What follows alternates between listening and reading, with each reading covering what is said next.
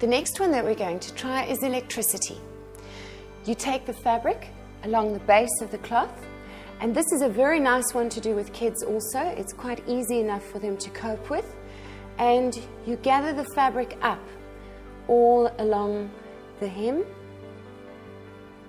The key is to make sure that all of this fabric lines up here. Then you pull the cloth down to make the folds nice and straight.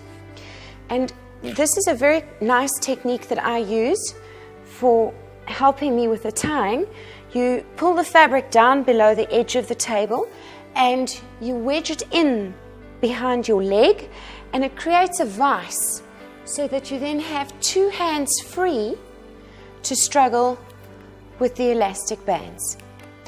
And these elastic bands want to be very, very tight so that you get a nice clear pattern.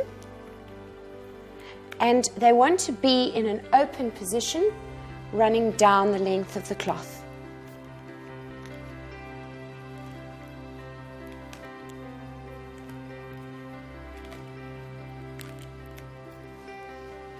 Once it's finished, this fabric is going to have a lovely electrical pattern running in a stripe along the base of the cloth.